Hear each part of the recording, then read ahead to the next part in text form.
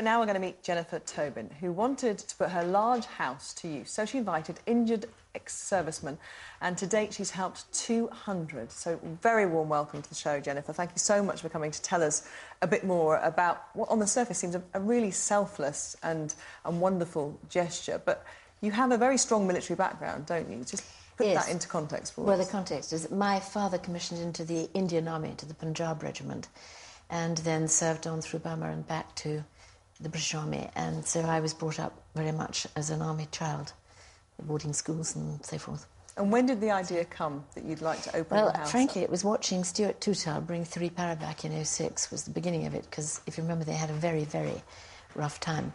Huge casualties. And I just thought, huge casualties, and a very unexpected fight. As you know, it was not expected to be a fight. And I just thought, by God, they look as if they need a holiday.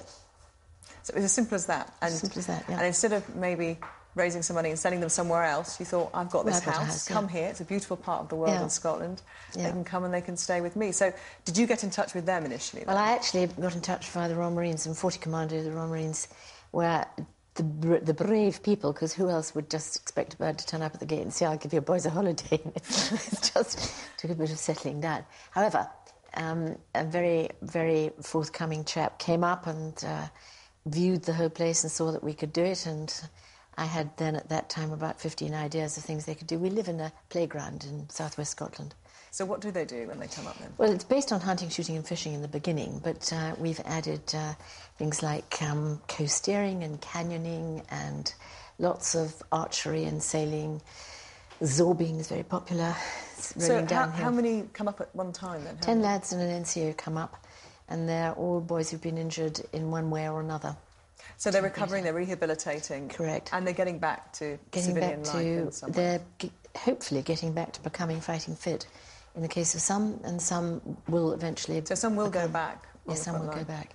So the first group that came up, and your idea is now off the ground, and you've got them walking around your home. Yes, the very first group, on the very first morning we went out, we went hunting, and it was as bad as it gets in Dumfriesshire. The weather was about 30 yards visibility and precipitating, as they loosely say, which means it was raining hard. And actually the lads thought, the bootnecks, they were Royal Marines, and they thought it was pretty good being given brandy and port for breakfast. But the real point was made for us by the Master of Hounds, who hied up everybody with his hat, and he said, I want you to know we've got 11 lads from 40 Commander here who've all just been injured in Afghanistan. And then he turned to them and he said, I cannot find words to tell you how I admire your valour. At which point, not a dry eye in the house, and all the boys standing 2 inches taller and saying, can't believe anybody thinks that. And so that's really what set us off with a very clear understanding. So what works for us is that people, everybody in the county and everybody we go near is enormously supportive of what we do. And the boys realise they're living in my own house, and that's very important. And we have a nice, informal, rub-along time, you know, it all happens. It's really interesting, this, and it's really symbolic as well of the struggles we've had over the last 10 years in Afghanistan and Iraq, and there may have been political apathy towards what was happening, but never has the support for the troops waned, has it? And as you say, regionally, for the whole region to be... Absolutely. I think that makes perfect sense, you know, because to make decisions to send people to war requires so much more information than anyone's got on a day-to-day basis, but it isn't very difficult to look at a chap who was in your house 18 months ago as a nearly 7-foot-tall paratrooper, and to now see him lying in Selly Oak Hospital with no legs and virtually no function in his arms. You know, this is not something we can leave alone. So you keep in touch with these guys? Oh, yes, we send them all birthday cards and Christmas cards and go and hear what's happening to them. But the real, you know, you can't leave a boy like that. His family can't, you know, it's too much. We should all be doing something. And they all have families. They're not coming to you because they have nowhere else to go. This is really important. They come as a military exercise because they're on duty, and I mean, that's what holds the group together. And we send them out each day for terrific activities, which are all... But they're not working, they're having fun. They're having a lot of fun, and their activities are slightly challenging, and they're going to push boys who've injured themselves in some way. We had a boy who was, for example, we had a boy who was paralysed in one arm. Otherwise, they'd all been, this particular group, in a bad fight together. And our amazing instructor got him climbing up a 60-foot wall by strapping the injured arm to another boy's strong arm, and they went up 60 feet on 3 hands. Wow. And this was a boy who came down. You know, his body was going to work again. He'd lost confidence in that. And that must give them a huge boost in self-esteem. I think so. And a double amputee climbing 60 feet up a telegraph pole and walking along another, and then across what they call a swing bridge, which is 6 children's swings to you and me, and stepping across them. So who pays for this then? The units pay their own. The units pay as they can, and the cost is £3,000 for a week for 10 of them, or 11 or 12, or however many they send. It doesn't make a lot of difference because we use that money to house and feed and look after them and send them out every day on jolly jaunts. But you're always looking for supplementary funds. We're looking for funds all the time because there are 2 real reasons. There are, first of all, the development of the facilities we have available for them. That needs funding. We're making a special room for doing aromatherapy massage, for example.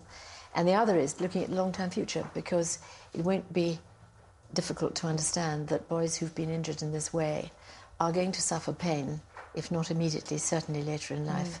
We were speaking yesterday to an ex-soldier who was suffering from post-traumatic stress disorder when he came home from Bosnia, and he was raising awareness about that. Do you often see soldiers who are struggling mentally when they come to you? We make a point of not actually discussing the reason or the cause, or indeed how they are, unless they choose to talk about it. But of course, because, you know, it doesn't... I mean, to me, if you've spent your whole life educating a chap to say don't kill anybody and do nasty things, then you send him off to do all these things, he's bound to have the most enormous struggle coming to terms with that. And the reality is, and the thing that the senior NCOs have said to us, is the best thing is to see these lads laughing and joking and sleeping. And just being. And just being and having fun and forgetting. Because part of post-traumatic stress is the ability to stop the thinking. It's the inability to process the bad things. As far as you know, are you the only person who opens their home up in Well, this way? as far as I know, but it would be lovely to hear of other people doing it, because it's an immensely rewarding thing to do. There's a lady over here who's just said to me, it's, you know, not difficult to have them to arrive, it's much more difficult to let them go. Is it? I imagine that the house, a big house, which often might have been empty, to be filled with voices and laughter. Yes. It's wonderful for you to experience. Yes, it's a great way to use it, because I live in it alone otherwise. I mean, it's been a family house, obviously. But it's on the beach, the garden goes into the sea. It's on a dead-end road in a village, and the pub is next door. Ideal. And so if there are any lads who'd like to come and find their way to us... If they can't have sunshine, having the pub next door is the next best thing, isn't sometimes we have sunshine. It was your first description of the Dreekit weather. Aye. And do you think, generally, we're doing enough to help our servicemen? I couldn't possibly comment on it. What I do think is the general public long to do something. You don't need to look at Help for Heroes and how incredibly popular that has been. It's all there. What I think is one of the great things that we've achieved in our area is that people can do practical things. So we've got baking teams like mad, and they're vast quantities of wonderful baking arrive to my house. They go home quite podgy, do they? Well, they complain they're going home podgy, but as I say, they could choose not to. Not easily.